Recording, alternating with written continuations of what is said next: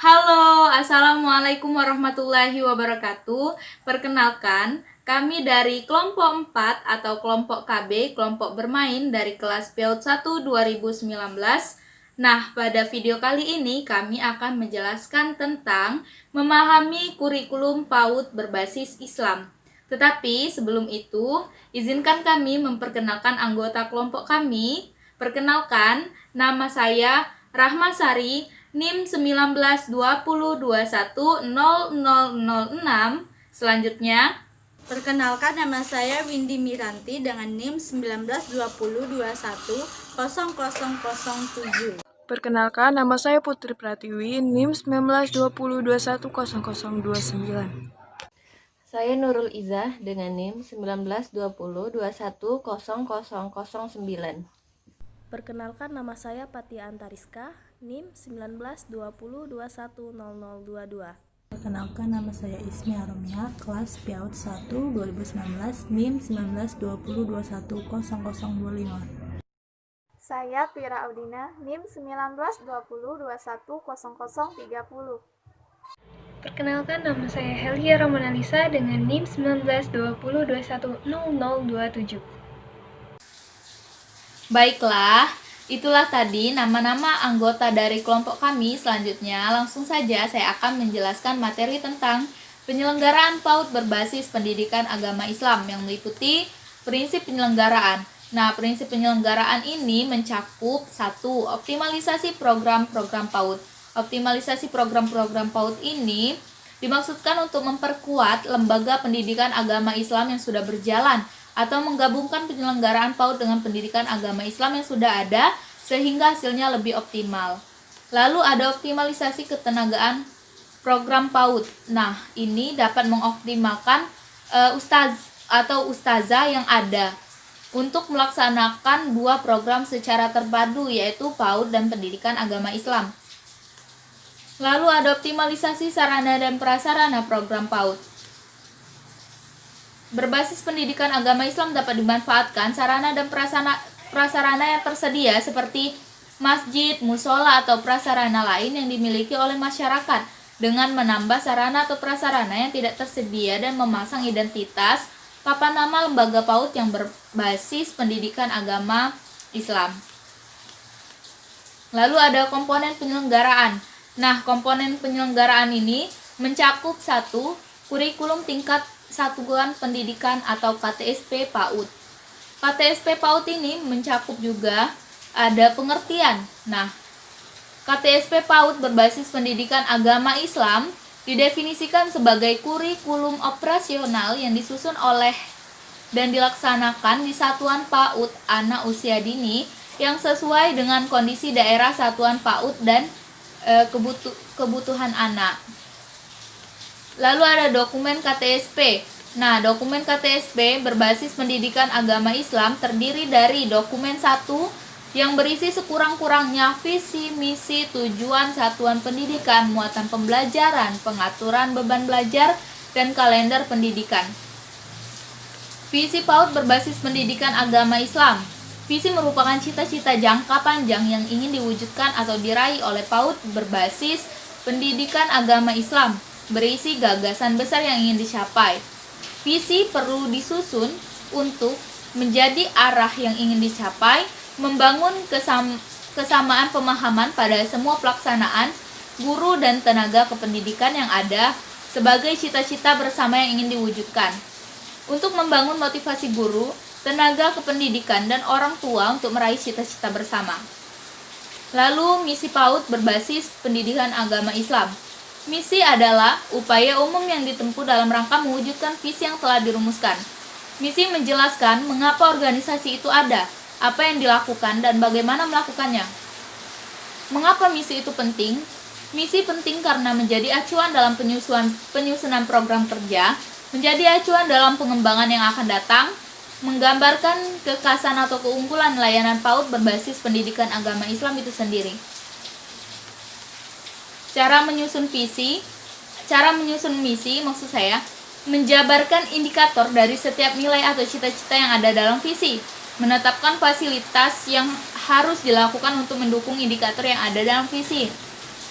menjabarkan strategi yang akan diambil untuk mencapai visi.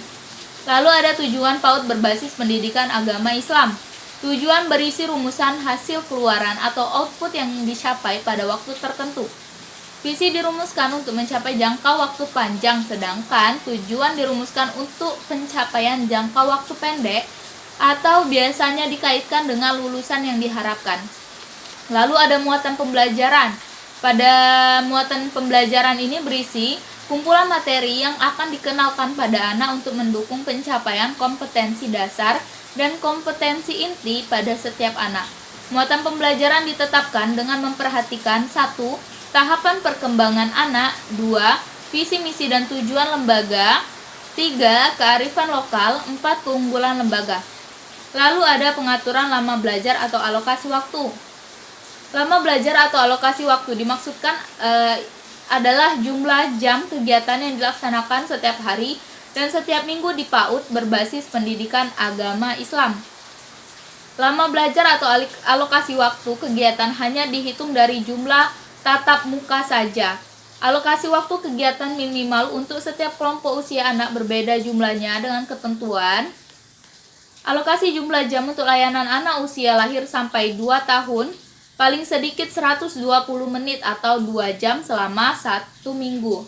Alokasi jam untuk layanan anak usia 2-4 tahun itu paling lama 360 menit atau 6 jam dalam seminggu. Lalu alokasi jam untuk layanan anak usia dini 4-6 tahun itu paling sedikit 900 menit atau 15 jam dalam seminggu. Nah, di sini ada ketentuan bahwa PAUD berbasis pendidikan agama Islam yang menyelenggarakan layanan program anak usia dini 2-6 tahun sekurang-kurangnya menyelenggarakan kegiatan pembelajaran selama 540 menit atau 9 jam setiap minggu dan menambah kegiatan pengasuhan terprogram oleh orang tua di rumah selama 360 menit atau 6 jam setiap minggu. Lalu ada kalender pendidikan. Kalender pendidikan adalah pengaturan waktu untuk kegiatan pembelajaran anak selama 1 tahun. Ajaran yang mencakup permulaan tahun ajaran, minggu efektif belajar, waktu pembelajaran efektif, dan hari libur. Atau kalender pendidikan juga berisi program kegiatan tahunan yang mencakup kegiatan-kegiatan perayaan hari-hari besar nasional, hari besar Islam, kegiatan puncak tema, dan kegiatan lembaga lainnya seperti rekreasi dan pentas seni.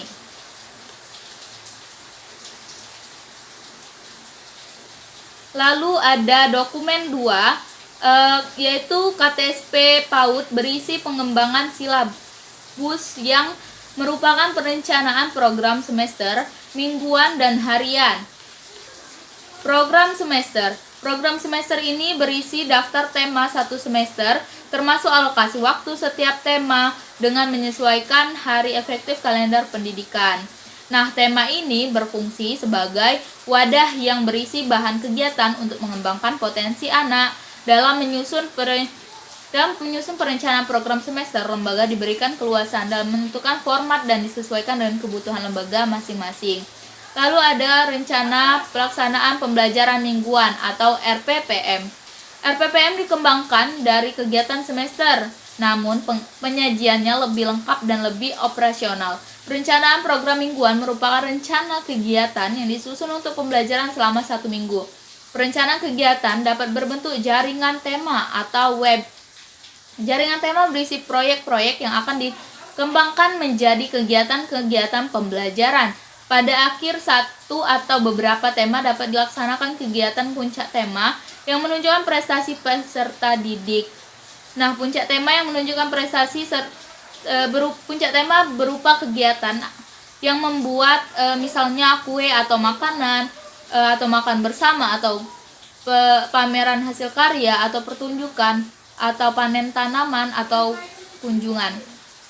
Lalu pembuatan rencana pembelajaran harian atau RPPH. Nah, RPPH ini adalah unit terkecil perencanaan yang dibuat untuk digunakan untuk memandu kegiatan dalam 1 hari. RPPH disusun berdasarkan RPP mingguan yang berisi kegiatan-kegiatan yang dipilih dari indikator yang direncanakan untuk 1 hari sesuai dengan tema dan subtema. Nah, penulisan RPPH disesuaikan dengan model atau pendekatan yang telah ditentukan atau dipilih, serta disesuaikan dengan jenis kegiatan atau model strategi pada pembuatan RPPM. RPPH juga memuat identitas lembaga, tema atau subtema kelompok usia, lokasi waktu, kegiatan belajar, pembukaan, inti, penutup, media, dan sumber belajar. Lalu ada prinsip penyusunan KTSP. Nah, penyusunan kurikulum PAUD berbasis pendidikan agama Islam menyusun kurikulum semester dan mingguan mengacu pada ayat-ayat agama Islam dan hadis untuk setiap tema kegiatan dan dilakukan dengan memperhatikan prinsip-prinsip yang meliputi 1. Kurikulum yang dikembangkan berpusat pada anak, yaitu dengan mempertimbangkan potensi, minat, bakat, perkembangan, dan kebutuhan semua anak, termasuk anak yang mempunyai kebutuhan khusus. Lalu, kurikulum dikembangkan secara kontekstual, yaitu dengan mempertimbangkan karakteristik daerah, kondisi sekolah, dan kebutuhan anak. Yang ketiga, substansi kurikulum mencakup semua dimensi kompetensi, sikap, pengetahuan, keterampilan, dan mencakup semua program perkembangan yang direncanakan dan disajikan secara terpadu dan berkesinambungan sesuai dengan tahap perkembangan anak. Kurikulum disusun agar semua program pengembangan menjadi dasar pembentukan kepribadian anak secara utuh dalam pembentukan sikap spiritual dan sosial anak. Lalu kurikulum disusun dengan memperhatikan tingkat perkembangan anak, karena anak akan belajar dengan baik jika kebutuhan fisik terpenuhi serta merasa nyaman, tentram, dan aman. Kurikulum disusun dengan mempertimbangkan cara anak belajar dari sederhana ke rumit, konkret ke abstrak, dari gerakan verbal ke rasa sosial. Lalu kurikulum disusun dengan mempertimbangkan keterpaduan aspek dalam pengembangan anak usia dini, holistik integratif PAUD atau PAUD HI, yaitu pendidikan, kesehatan, dan gizi, perawatan, pengasuhan, perlindungan, dan kesejahteraan anak. Kurikulum disusun dengan menggunakan pendekatan belajar melalui bermain yang dirancang agar tercipta suasana yang menyenangkan, fungsional, dan efektif dalam proses pembelajaran. Kurikulum juga dikembangkan untuk memberikan pengalaman belajar pada anak dengan memperhatikan dan memanfaatkan ilmu pengetahuan, teknologi, dan seni yang berkembang secara dinamis. Kurikulum dikembangkan dengan memperhatikan karakteristik sosial budaya masyarakat setempat dan menunjang kelestarian keragaman budaya. Kurikulum perlu memuat keragaman potensi kebutuhan, tantangan, dan karakteristik lingkungan daerah untuk menghasilkan anak yang mengenal, mengapresiasi, dan mencintai budaya daerah. Lalu ada prosedur dan mekanisme penyusunan KTSP PAUD berbasis pendidikan agama Islam. Nah, prosedur dan mekanisme penyusunannya ini yaitu 1. Analisis konteks. Nah, analisis konteks ini seperti membentuk tim pengembang kurikulum satuan PAUD berbasis pendidikan agama Islam. Tim pengembang kurikulum melakukan analisis konteks dengan mempelajari berbagai dokumen perundangan, kondisi, peluang, dan tantangan yang terkait dengan peserta didik, guru, sarana dan prasarana, biaya, dan nilai-nilai yang mendasari serta program yang akan dilakukan.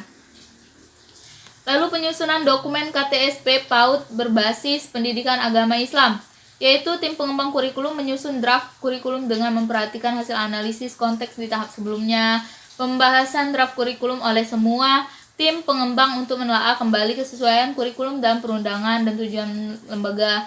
Tim pengembang melakukan review dengan memperhatikan masukan dan perbaikan-perbaikan.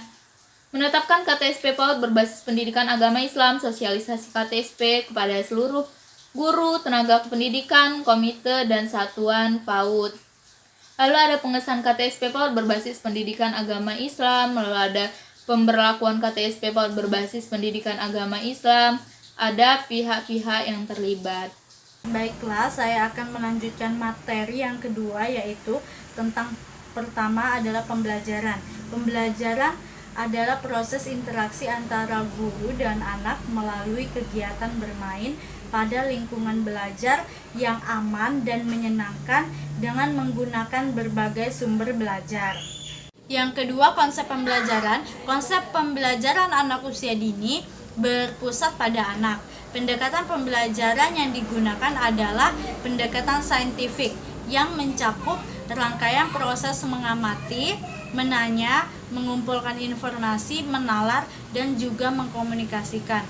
Yang ketiga, ada prinsip-prinsip pembelajaran. Yang pertama mengacu pada agama Islam dan hadis. Yang kedua, bersinergi dengan lembaga pendidikan yang berdampingan seperti TPQ, TPA, TKQ, TKA, TKB, TAM, TAAM, PAUD agama Islam. Yang ketiga, belajar melalui bermain. Anak di bawah usia 6 tahun berada pada masa bermain. Yang keempat, berorientasi pada perkembangan anak. Yang kelima, berorientasi pada kebutuhan anak. Yang keenam, berpusat pada anak. Yang ketujuh, pembelajaran aktif. Yang kedelapan, berorientasi pada pengembangan nilai-nilai dan karakter. Yang kesembilan, berorientasi pada pengembangan kecakapan hidup. Yang kesepuluh, didukung oleh lingkungan yang kondusif. Yang kesebelas, berorientasi pada pembelajaran yang demokratis. Dan yang terakhir, pemanfaatan media belajar, sumber belajar, dan narasumber. Lalu yang keempat, poin D, yaitu lingkup pembelajaran.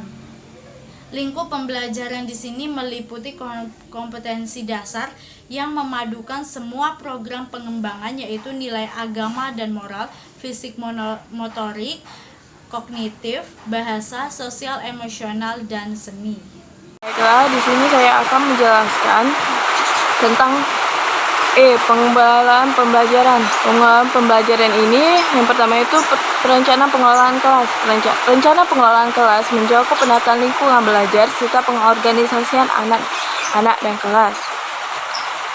Nah, yang kedua itu pelaksanaan pembelajaran. Salah satu pendekatan pembelajaran yang digunakan dalam kurikulum 2013 adalah pembelajaran tematik terpadu.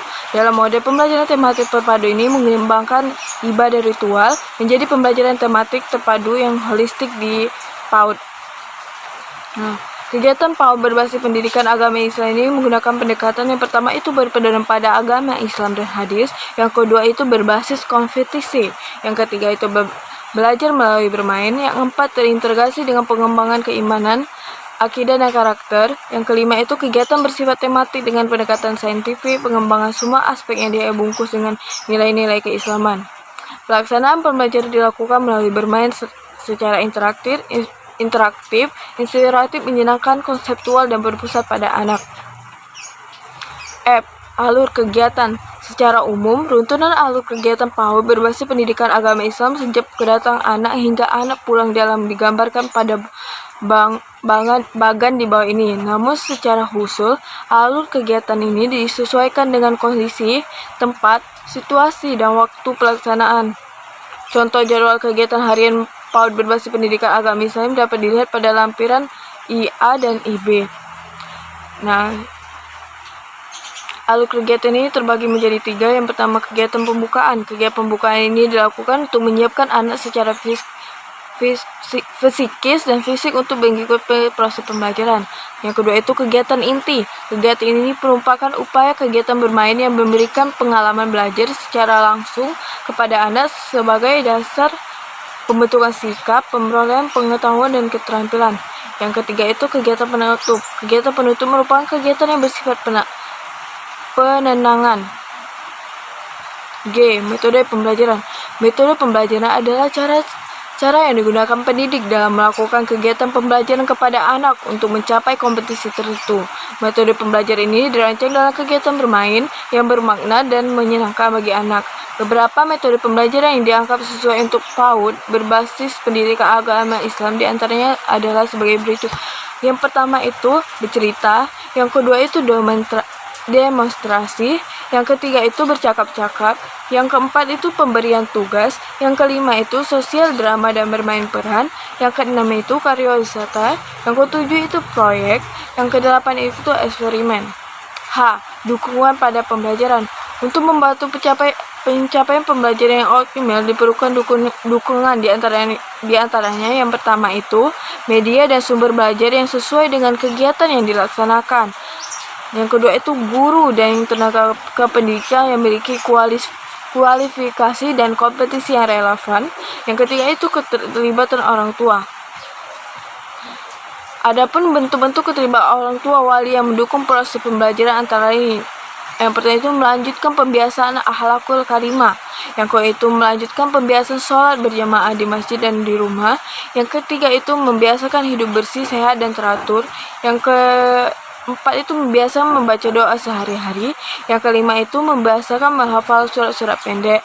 Yang keenam, mengikuti program pre-netting pertemuan rutin yang dilakukan oleh lembaga. Yang selanjutnya membayar infak bulanan secara tepat dan sesuai kemampuan kepatuhan kepada prinsip gotong royong. Yang selanjutnya berpartisipasi aktif dan memajukan program PAUD berbasis pendidikan agama Islam.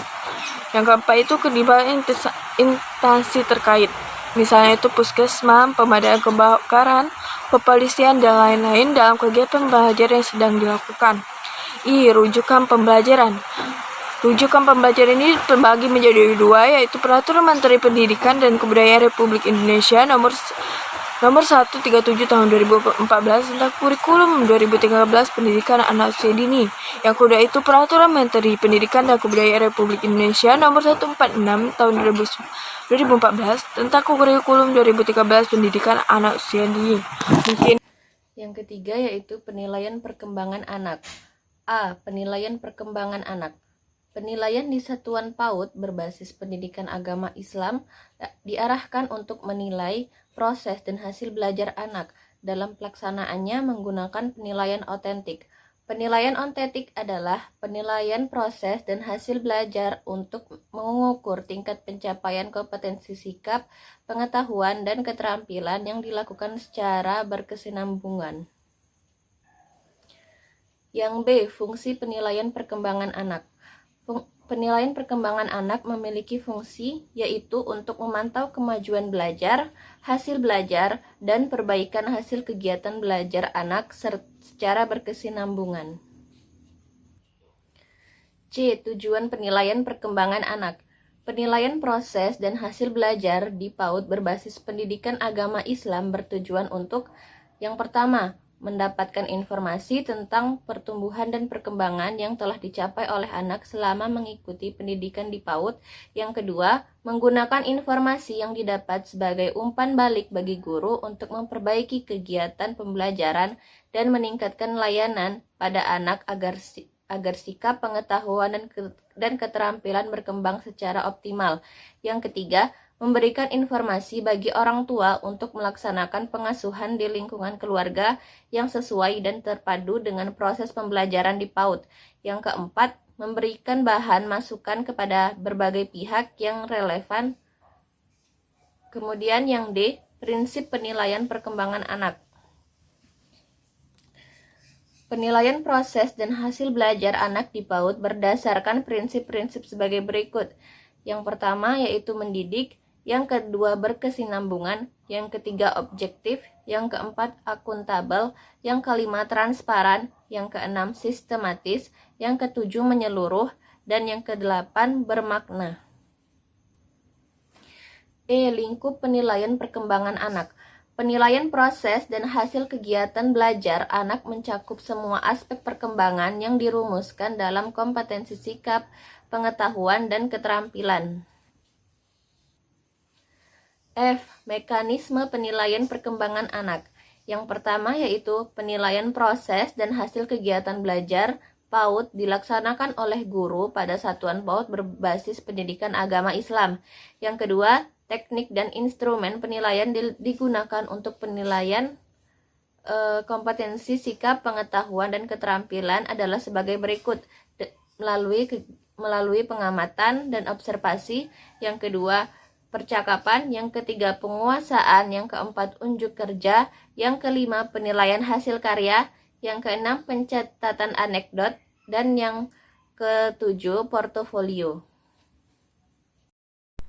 Baiklah, di sini saya akan melanjutkan materi mengenai metode pembelajaran. Metode pembelajaran adalah cara yang dilakukan oleh pendidik dalam melakukan kegiatan pembelajaran.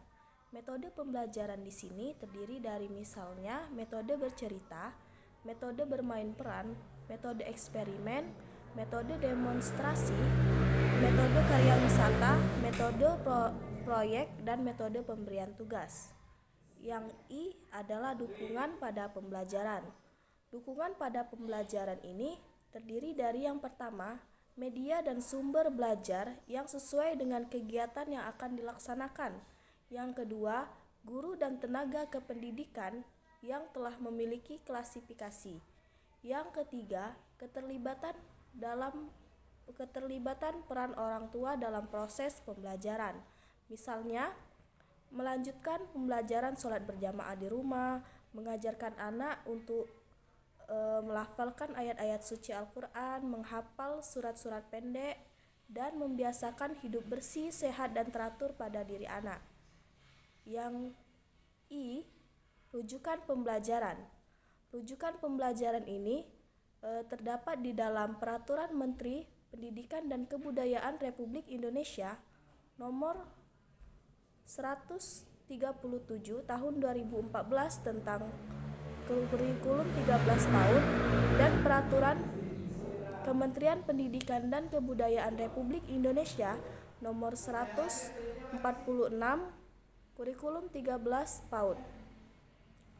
Yang J, pihak yang terlibat pada penilaian perkembangan anak. Pihak-pihak yang terlibat diantaranya yang pertama adalah guru, yang kedua, kepala atau pengelola PAUD berbasis pendidikan agama Islam, dan yang ketiga, pihak lainnya yang relevan. K, pelaporan hasil penilaian perkembangan anak. Pelaporan yang pertama adalah pelaporan, yaitu kegiatan mengkomunikasikan hasil penilaian tentang tingkat pencapaian perkembangan anak apabila terdapat pertumbuhan dan perkembangan yang tidak biasa. Yang kedua, bentuk pelaporan. Bentuk pelaporan di sini adalah berupa deskripsi pertumbuhan anak. Yang ketiga, teknik pelaporan. Teknik pelaporan dilakukan secara tatap muka dengan orang tua. Dan yang keempat adalah pelaporan secara tertulis. Pelaporan secara tertulis ini diberikan guru kepada orang tua minimal sekali setiap 6 bulan. Dan yang terakhir, L adalah rujukan penilaian. Pelaksanaan penilaian ini agar mengacu pada pedoman penilaian perkembangan anak yang disusun oleh Dirjen PAUD dan Diknas. Baiklah, di sini saya akan melanjutkan presentasi dari teman saya. Yang keempat, pendidik dan tenaga kependidikan.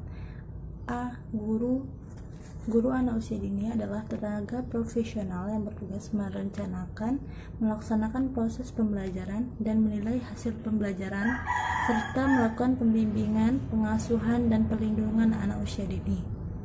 Guru PAUD berbasis pendidikan agama Islam bertugas di berbagai jenis layanan baik TAM, TPA, TPQ, TBA, PAUD, agama Islam, dan bentuk lain yang sederajat.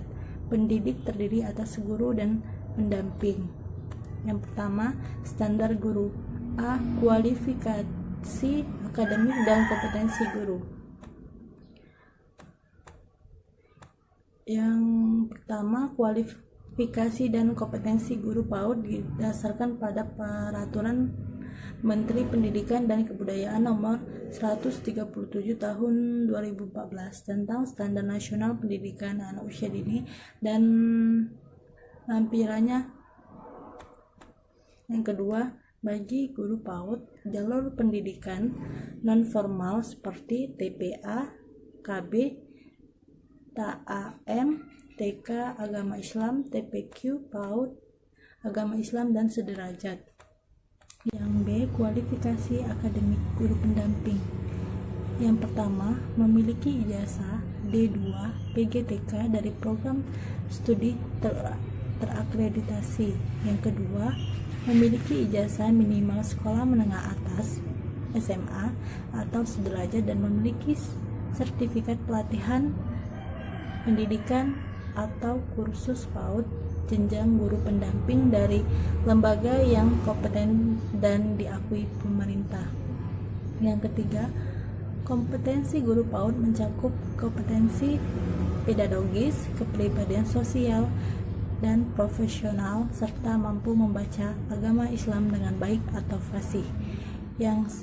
Kualifikasi akademik guru pendamping muda, yaitu 1. Memiliki ijazah sekolah menengah atas atau sederajat dan memiliki sertifikat pelatihan pendidikan atau kursus PAUD jenjang pengasuh dari lembaga yang kompeten dan diakui pemerintah. Kedua, kompetensi guru pendamping muda mencakup memahami dasar-dasar pengasuhan, keterampilan melaksanakan pengasuhan, bersikap dan berperilaku sesuai dengan kebutuhan tingkat usia anak, serta mampu membaca agama Islam dengan baik. B. Tenaga kependidikan. Tenaga kependidikan terdiri atas pengawas, pemilik, kepala sekolah, pengelola, administrasi, dan petugas kebersihan. Tenaga kependidikan bertugas melaksanakan administrasi, pengelolaan, pengembangan, pengawasan, dan pelayanan teknis untuk menunjang proses pendidikan pada lembaga PAUD berbasis pendidikan agama Islam. Standar tenaga kependidikan. Untuk membantu anak usia dini mencapai tingkat-tingkat perkembangan potensinya, layanan PAUD harus dikelola dengan baik.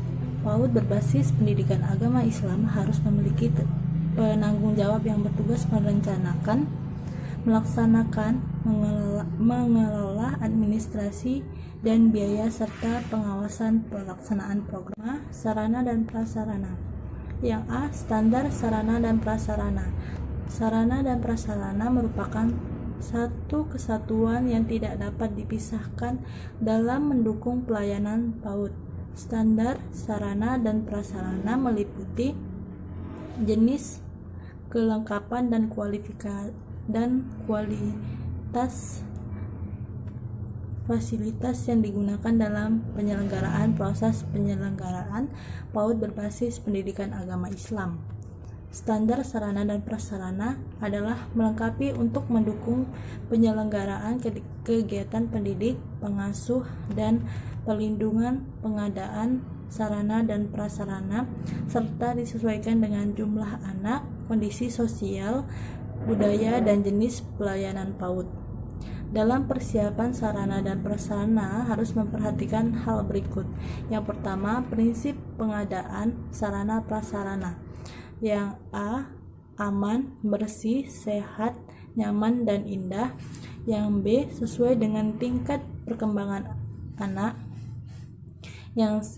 Memanfaatkan potensi dan sumber daya yang ada di lingkungan sekitar dan benda lainnya yang layak pakai serta tidak membahayakan kesehatan anak. Yang kedua, persyaratan. Sesuai dengan Standar Nasional Pendidikan Anak Usia Dini yang diatur dalam Permendikbud 137 tahun 2014 pasal 32 ayat 4 bahwa standar pendidikan PAUD meliputi yang A. Memiliki jumlah ruang dan luas lahan disesuaikan. Yang kedua, persyaratan. Sesuai dengan Standar Nasional Pendidikan Anak Usia Dini yang diatur dalam Permendikbud 137 tahun 2014 pasal 32 ayat 4 bahwa standar pendidikan PAUD meliputi A. Memiliki jumlah ruang dan luas lahan disesuaikan dengan kebutuhan jumlah anak, luas minimal 3 meter per anak. Yang B. Memiliki ruang atau melakukan aktivitas anak didik di dalam dan di luar. Yang C. Memiliki fasilitas cuci tangan dan air bersih. Yang D. Memiliki kamar mandi atau jamban yang mudah dijangkau anak dan air bersih yang cukup, aman dan sehat bagi anak dan mudah bagi guru melakukan pengawasan. Yang E. Memiliki fasilitas permainan di dalam dan di luar ruangan yang aman dan sehat. Yang F. Memiliki tempat sampah yang tertutup dan tidak tercemar. Yang B. Tempat dan alat. Tempat perlu ditata, diterapkan dan dilengkapi oleh alat-alat sesuai kebutuhan. Alat-alat yang diperlukan antara lain: yang pertama, almari untuk menyiapkan kelengkapan administrasi dan buku-buku panduan. Yang kedua, rak tinggi 120 cm untuk tempat AP alat atau alat permainan edukatif sekaligus sebagai sekat atau pembatas antar kelompok.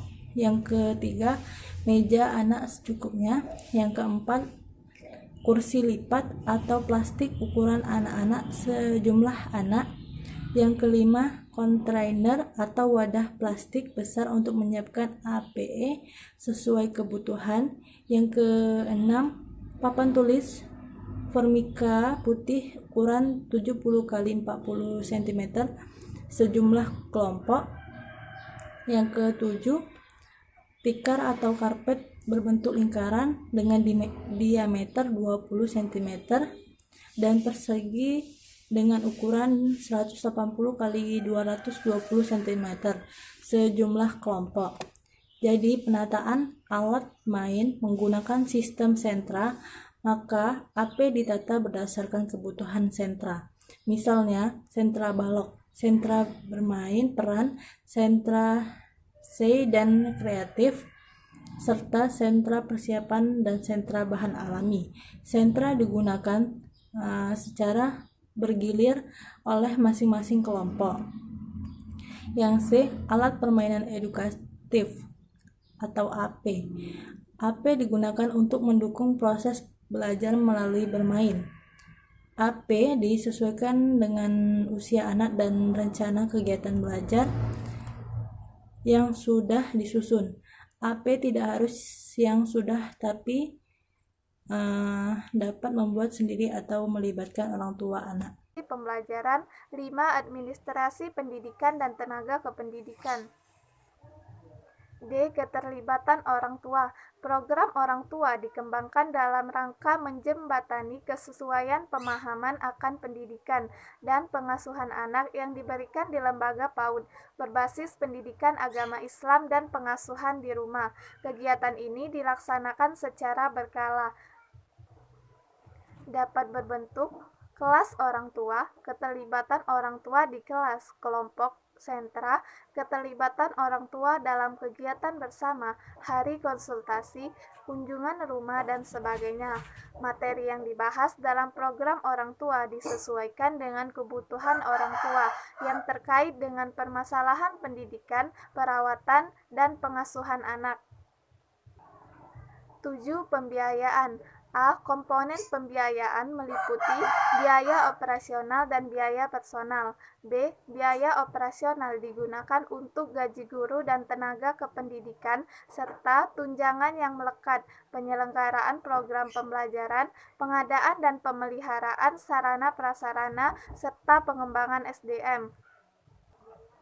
C. Biaya personal meliputi biaya pendidikan yang dikeluarkan untuk anak dalam mengikuti proses pembelajaran. D. Biaya operasional dan personal dapat berasal dari pemerintahan pusat, pemerintah daerah, yayasan, partisipasi masyarakat, dan atau pihak lain yang tidak mengikat.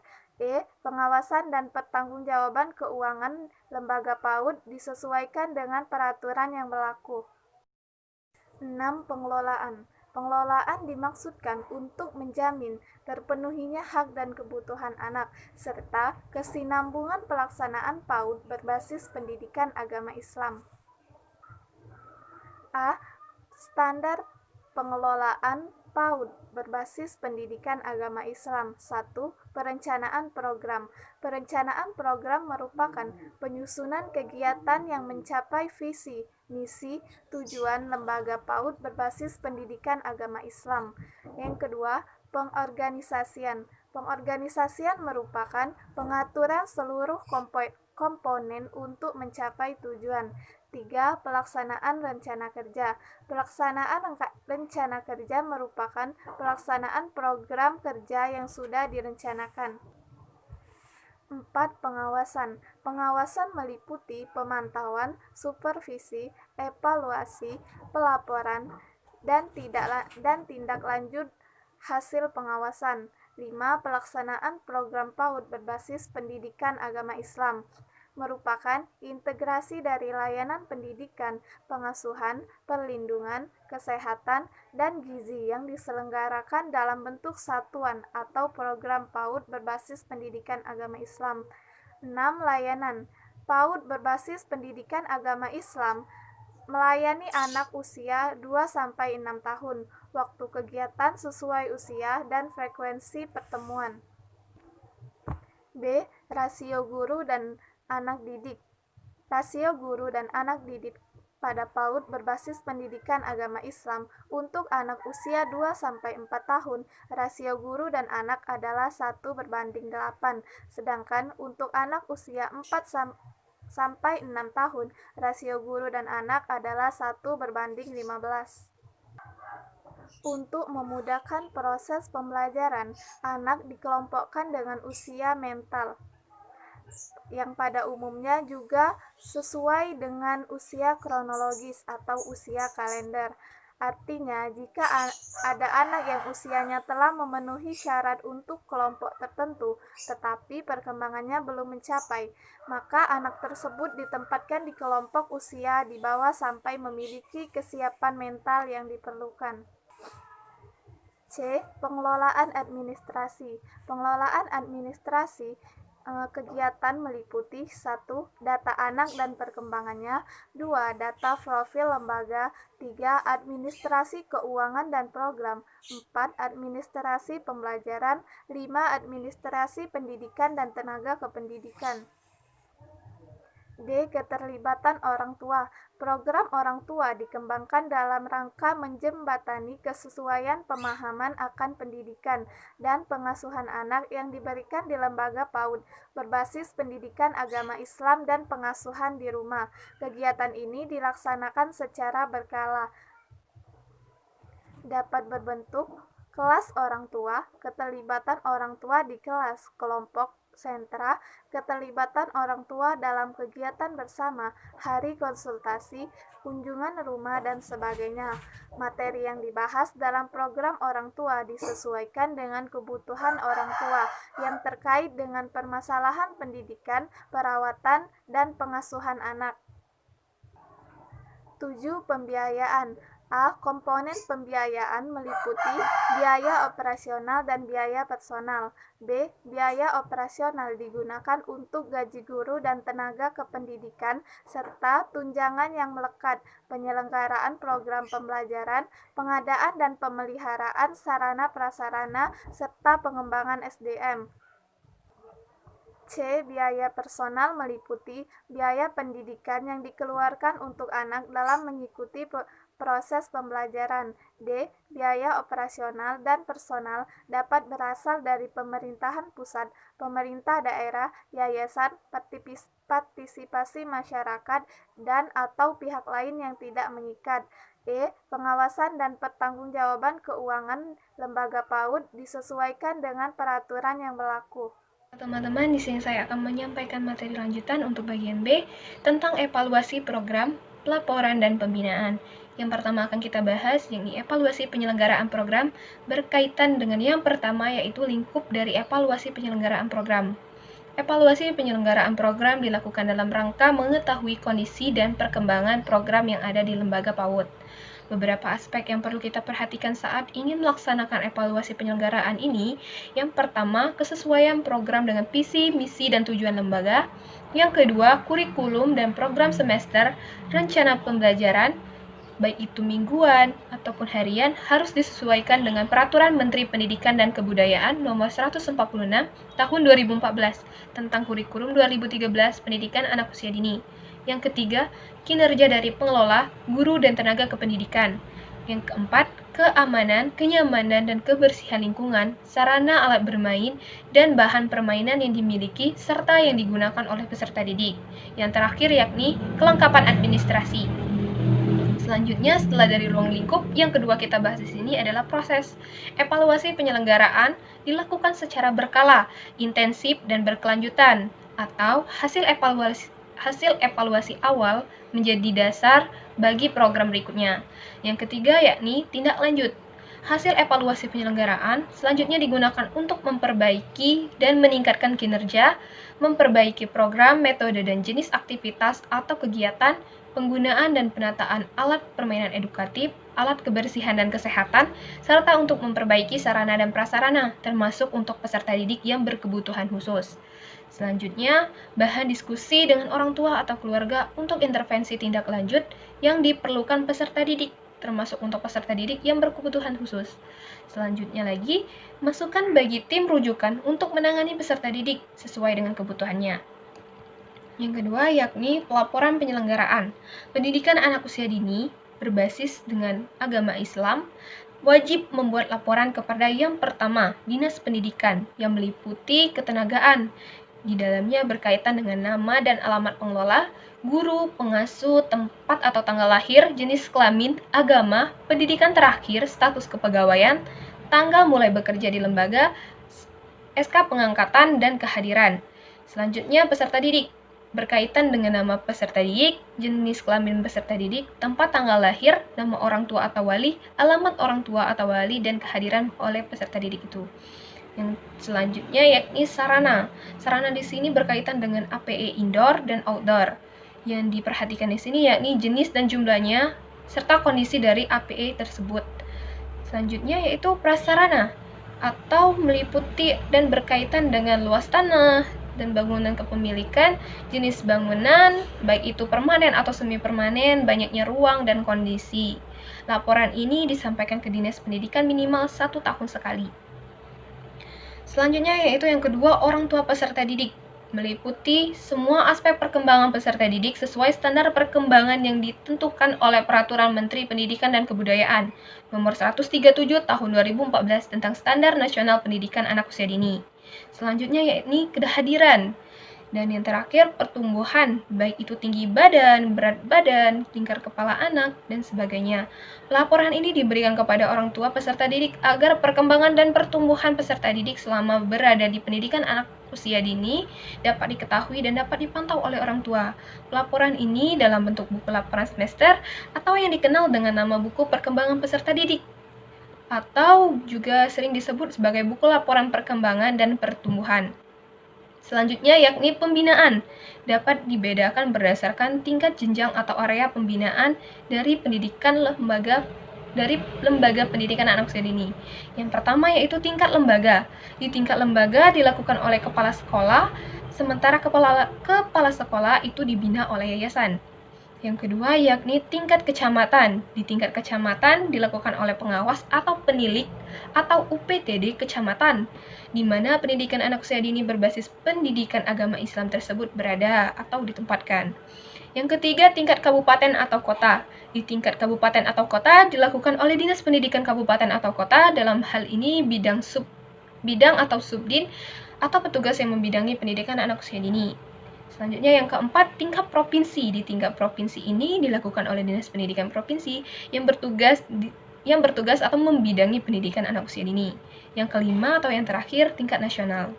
Di tingkat pusat atau nasional ini dilakukan oleh Direktorat Pembinaan Pendidikan Anak Usia Dini, Direktorat Jenderal PAUD NI, Kementerian Pendidikan dan Kebudayaan Nasional. Baiklah, itulah tadi penjelasan dari kelompok kami tentang memahami kurikulum PAUD berbasis Islam. Nah, apabila penjelasan dari kelompok kami masih banyak yang keliru dan salah, serta para audiens masih kurang memahami, silahkan untuk bertanya serta memberikan kritik dan saran pada jam mata kuliah yang telah ditentukan. Saya dan teman-teman mengucapkan memohon maaf apabila ada salah-salah kata dan memohon ampun kepada Allah Subhanahu wa Ta'ala. Saya akhiri. Wallahul muwaffiq ila aqwamit thoriq. Wassalamualaikum warahmatullahi wabarakatuh.